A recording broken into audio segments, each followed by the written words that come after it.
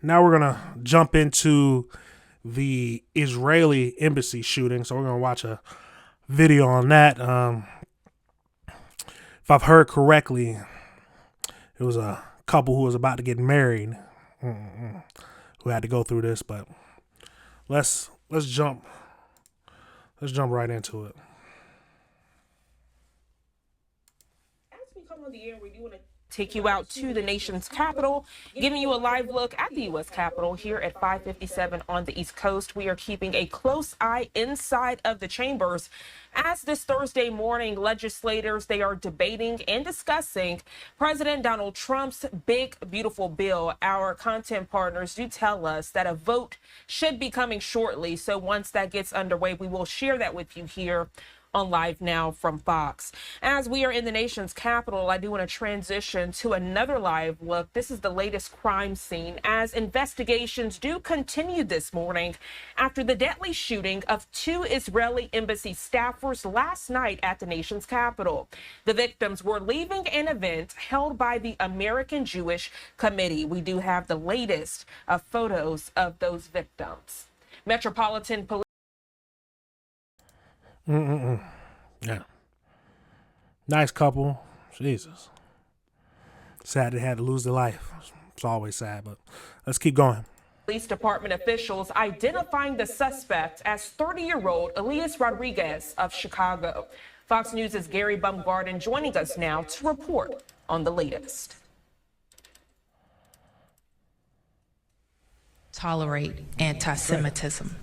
Law enforcement in Washington, D.C. say two staff members of the Israeli embassy are dead after being shot while leaving an event Wednesday night at the Capitol Jewish Museum. The suspect was observed pacing back and forth outside of the museum. He approached a group of 4 people, produced a handgun, and opened fire. We heard between 10 to 15 gunshots, roughly. Tragically, the male and female victims were a couple preparing to be engaged.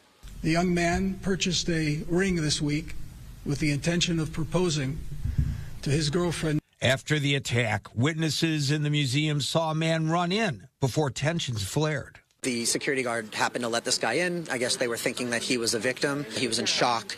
And, some of the people at the event brought him water. Yeah, I handed him water. I've never interacted with a murderer before. He's like, somebody call the cops, bring the cops in. So he just, they didn't know he was the murderer, and they just acted frantic like a victim and ran in there, gave him some water. Jesus. Cops actually came in. He said, I did this. He said, sir, I'm unarmed. He put his hands up. He grabbed a red keffiyeh out of his pocket and started the Free Palestine chants. Once in handcuffs, police say the suspect told them where he stashed the gun, and they were able to recover it. There is no active threat in our community. In a post to Truth Social, President Donald Trump wrote in part, quote, hatred and radicalism have no place in the USA. This deadly shooting comes in the wake of increasing Israeli military operations across the Gaza Strip as IDF forces try to eliminate Hamas militants and free remaining hostages. Gary Baumgarten, Fox News. All right, Gary, thank you so much for that detailed report. Again, taking you back out to the nation's capital, outside of that Israeli embassy. Just tragic news where 2 staff members of the Israeli embassy were killed. We do want to continue to follow the very latest developments. Now checking in with our content partners over at Fox 35 Orlando as they speak with Fox News correspondent Doug Luzader. Has left 2 Israeli embassy workers dead, and it has raised fears of escalating violence potentially around the world. Fox's Doug Luzader joining us live from Washington this morning. And first of all, Doug, thanks for being here. And this is such a heartbreaking story. What do we know about these victims? Well, police say that this all happened just after 9 o'clock last night. There was an event at the the Capitol Jewish Museum, which is Now, let me say something first of all. It's protesting leading to violence, especially death, never the answer. Any kind of violence, if you're trying to make your point, is never the answer.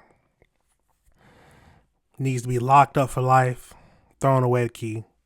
It's tragic. tragic. Let's watch a little bit more of this video. I don't know if we'll watch the whole thing, but we want to understand everything that's happening. Actually, just a few blocks away from the U.S. Capitol building, this couple walking out of that museum was gunned down. Now, whether they were specifically targeted, it's not clear. But as the gunman was taken into custody, the suspected gunman, he was yelling "Free, free Palestine," and police say that that chant continued even after he was taken into custody. So, you know, the motive seems pretty evident there.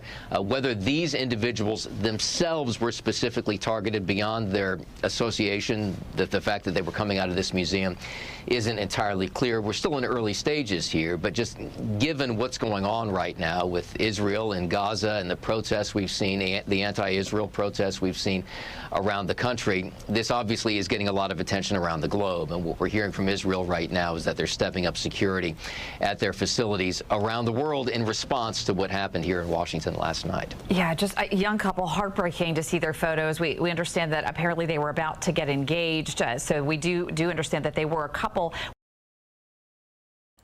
Imagine coming out of the museum with your future fiance that you want to make your future fiance, and someone comes up, pulls out guns and starts shooting. Jesus. Make sure you got to make sure you're able to protect yourself at all times. I mean, a lot of things are going to happen where you can't predict what's going to happen or it comes out spontaneously, but we can at least try to make sure that we have some form of protection. Jesus, it's truly tragic. What do we know about the alleged shooter, Doug? I heard from Chicago. Is that right? That's correct. That's what police are telling us. 30 years old, arrested here, and you know, they say that he was spotted kind of pacing outside the museum, but they don't have prior interactions with him that we know of. So, you know, that aspect of this still remains something of a. Most likely, he was going back and forth. He was either working up the courage, or he was either waiting for a certain victim that he was looking for. I don't know if he was looking for these two or not, like they said, but you're either pacing, either building up courage or waiting for someone. A mystery. And Doug, moving over to the big beautiful bill, we've been talking a lot about that. Lawmaker. Well, that's all for that they're going to talk about. They're going to get into the Trump bill that he's trying to pass, but we're not going to talk about that. It is absolutely crazy what is going to happen, what can happen when someone disagrees with what's going on, and you might not even have anything to do with the whole situation, but your life can be ended just because someone is trying to violently protest what's going on. Your life gets risked. Jesus. But we'll keep everyone updated on what's happening and what's going on with the whole investigation. They got the person, so there's no threat or anything out there. Maybe we might hear more of the motive or more what the killer was thinking, but at the end of the day, he needs to stay in jail, stay behind bars, because it's great. All right, everybody, remember this is AC Reviews the Word. Remember to like and subscribe.